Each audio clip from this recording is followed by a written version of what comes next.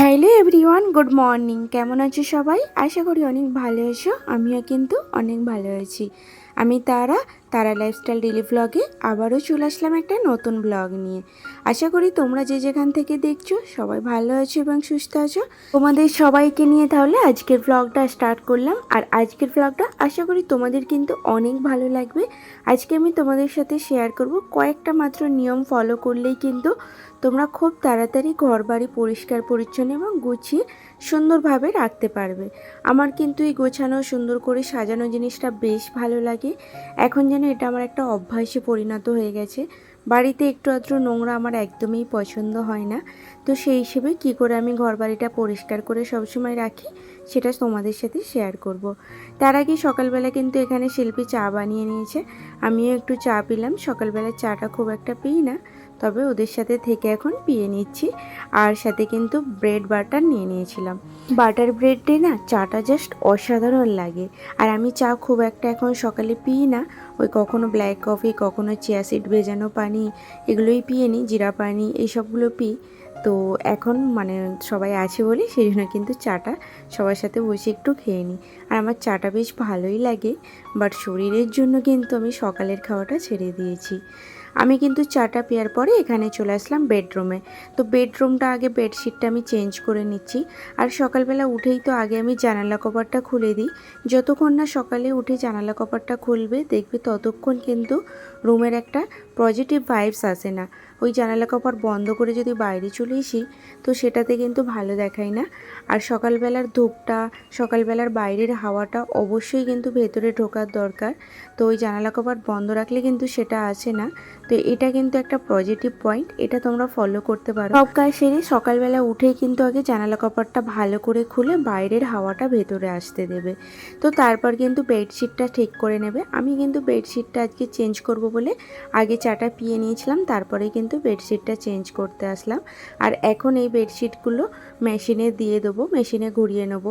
ওই এখানে ওখানে গুজে রেখে দেবো না, তাহলে কিন্তু জিনিসটা ভালো দেখায় না। আর আমি বেডশিটের সাথে কয়েকটা কাপড়ও দিয়ে দিলাম, এতে ধোয়াও হয়ে যাবে আর বেডশিটটা পরেও থাকবে না। আমার মেশিন আছে বলে মেশিনে দিয়ে দিলাম, তোমরা চাইলে বালতিতেও ভিজিয়ে দিতে পারো, ওই স্নান করার সময় ধুয়ে নিতে পারো। তো তারপরে চলে আসলাম হলরুমে। হলরুমে এসে আমি কিন্তু এখানে ওই যে আমাদের এখন মানে সোফা কাম বেড যেটাই যে আমি বসে আছি এটাতেও শোয়া হয় আর ভেতরেও শোয়া হয়। এখন যেহেতু দিদির মেয়েরা আছে সেই হিসেবে দু জায়গায় দুটো বেড পাততে হয়। তো এর ওপরে কিন্তু ওই চাদর বিছিয়ে শুতে হয়, সেই জন্য কিন্তু ওই চাদরগুলো আমি সব তুলে ওরই ভেতরে রেখে দিলাম। এতে কিন্তু এখানে ওখানে রাখলে দেখতে খারাপও লাগে। আর ওর ভেতরেই করে দিলাম। একটু কষ্ট হয় ওটা খুলে আবার সরাতে, কিন্তু কষ্ট হলেও জিনিসটা কিন্তু ভালো লাগে দেখতে। তার সাথে কিন্তু সোফাটাও ঝেড়ে পরিষ্কার করে নিলাম। আর সোফা বলো বেড বলো ঝাড়ার জন্য এই ধরনের একটা হাতা রাখবে। এটাকে বড় করলে বড়ও করা যায় আর ছোটও করা যায়, এটা পুরো ফল সিলিং পর্যন্ত চলে যায়। তো আমি সোফাটা ঝাড়ার পরে সোনু বললে দাও আন্টি আমি ঘরটা ঝাড়ু দিয়ে দিই, বাকি তুমি ওই দিকের কাজগুলো করো। তো আমি যেহেতু আজকে পুরো টিভি বলো আমার ওই ঝোলাটা বলো সব কিছু পরিষ্কার করব, সেই হিসেবে ও বললো আমি আগে ঝাড়ুটা দাও, একটু দিয়ে দিচ্ছি ওপর থেকে, তুমি যদি চাও আর একবার দিয়ে নেবে। তো আমি বললাম ঠিক আছে, সকালবেলা যেহেতু রুমটা ঝাড়ু দেওয়া হয়নি সেই হিসেবে ও আগে ঝাড়ুটা দিয়ে দিক, বাকি আমি এদিকে কাজগুলো করে নিচ্ছি। পরে আবার কিন্তু স্নান করার আগে আর একবার রুমটা ঝাড়ু দেবো। তো এখানে ঝোলাটাও ঝেড়ে নিচ্ছে। ঝোলাটাতে যেহেতু সবসময় বসা হয় আর হোয়াইট কালার, তো হোয়াইট কালারের জন্য কিন্তু আমি রোজই একবার করে ঝেড়ে নিই। আর এই যে পর্দা টর্দা সব কিন্তু দেখো ওই হাতাটা দিয়ে ভালোভাবে ঝাড়া হয়ে যাচ্ছে। আর এখানে আমি কালকের যে কাপড়গুলো দিয়েছিলাম সেগুলো এখন তুলে নিয়ে আসলাম। সোনুকে বললাম যদি সময় থাকে তাহলে একটু গোছা, আর না হলে আমি পরে সন্ধ্যার দিকে গোছাবো। কারণ কাপড়গুলো যেহেতু অনেক আছে তো গোছাতে একটু সময় লাগবে। আর আমি যেহেতু এখন অন্য কাজ করব সেই জন্য কিন্তু আর গোছালাম না। আর আমি যে লন্ড্রিতে কাপড়গুলো দেবো সেগুলো কিন্তু লন্ড্রি ব্যাগে দিয়ে সরিয়ে দিলাম। এতে কিন্তু কাপড়গুলো গোছাতে সুবিধা হবে, কারণ সব কাপড় যদি একসাথে থাকে তাহলে আর খুঁজে পাওয়া যায় না। তো লন্ড্রিতে যেগুলো দেওয়ার থাকে সেগুলো আমি আলাদা লন্ড্রি ব্যাগে তুলে রেখে দিয়ে বাকি কাপড়গুলো গোছাই। এখন আমি এই বেডশিটটা ভালোভাবে গুছিয়ে তুলে দিচ্ছি। আর আমাকে না বেডশিট ছোট ছোট করে পার্ট করে রাখলে বেশ ভালো লাগে, এতে জায়গাও দেখবে কম লাগবে আর দেখতেও কিন্তু সুন্দর লাগবে। তোমরা চাইলে এইভাবে গুছিয়ে যে কোনো জায়গায় গিয়ে রেখে দিতে পারো, কোনো অসুবিধা হয় না। ছোট্ট একটা জায়গা হলেও কিন্তু এমন ছোট্টভাবে পাট করে রাখলে কোনো রকম আর অসুবিধা হয় না।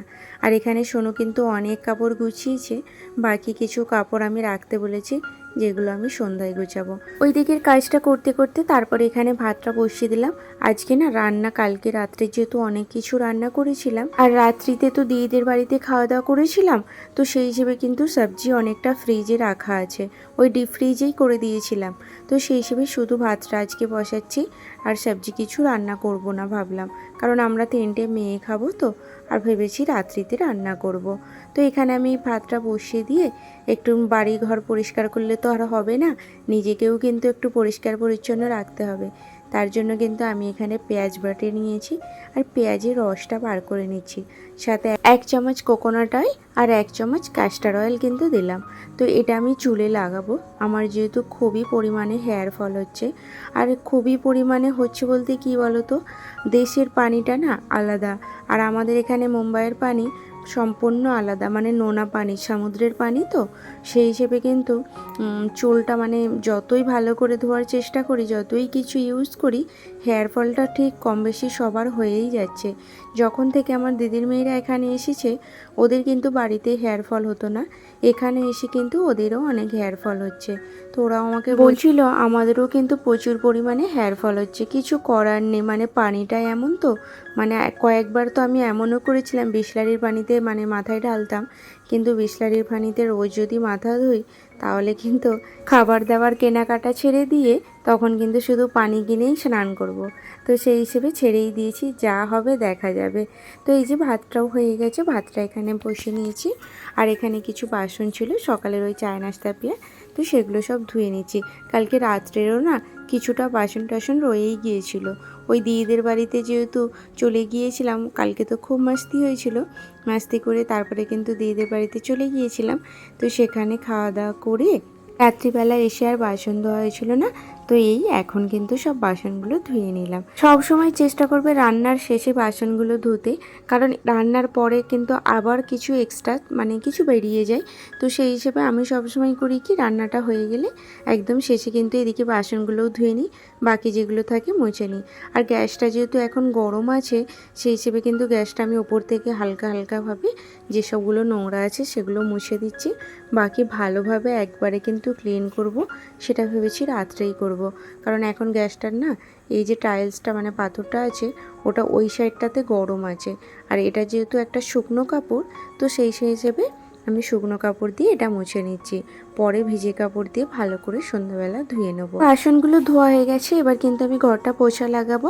তার আগে তোমাদের কিন্তু কয়েকটা কমেন্টের কথা বলি। আমাকে অনেকেই দিদিভাইয়েরা কমেন্ট করেছে, আমি কিন্তু আগের দিনে যে ব্লগটা ছেড়েছিলাম, তো তাতে অনেকেই কমেন্ট করেছিল আমার ব্লগ কেমন হয়। তো আমার ব্লগ থেকে তারা অনেক কিছু শিখতে পেরেছে, তো আমার কথাগুলো তাদের ভালো লেগেছে, তো আমারও অনেক ভালো লেগেছে তোমাদের এই কমেন্টগুলো দেখে। তো তোমাদের সত্যি কথা বলতে এই কমেন্টগুলো না আমাকে অনেক মোটিভেট করে ভিডিও বানানোর জন্য। এত ব্যস্ততার মাঝেও কিন্তু আমি তোমাদের জন্য ভিডিও বানাই, আর জিনিসটা তো ভালো লাগছে, মানে আমাকেও ভালোবেসেই কিন্তু বানাতে হচ্ছে, আর এর পেছনে সারাদিনের তো খাটনিটা আছেই। তো সেই হিসেবে আমারও অনেক ভালো লাগছে, আর তোমরা এইভাবেই কিন্তু আমার পাশে থাকো। আশা করি আগে কিন্তু আমি আরও ভালো ভালো ব্লগ তোমাদের সাথে শেয়ার করব। আর হ্যাঁ, তোমাদের একটা কথা বলি, তোমরা যারা মানে ব্লগ করছো তারা কিন্তু ওই ওয়াটারমার্কটা তুলে দেবে, ওয়াটারমার্ক থাকলে কিন্তু ব্লগটা না দেখতে ভালো লাগে না। তো ওটা যেহেতু আমি চাই না যে ওটা থাকুক, ওটা থাকলে কিন্তু প্রবলেমও হতে পারে। তো তোমরা কিন্তু ওই যে এডিট করার সময় ইনশটের যে ওয়াটারমার্কটা থাকে ওটা কিন্তু সরিয়ে দেবে, তাতে কিন্তু তোমাদের জন্যই ভালো।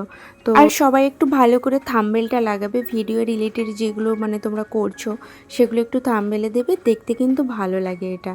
তো আমার কিন্তু মানে যেটা আমার পার্সোনালি আমি তোমাদের সাথে বললাম যেটা আমি করি, তো সেই হিসেবে বললাম।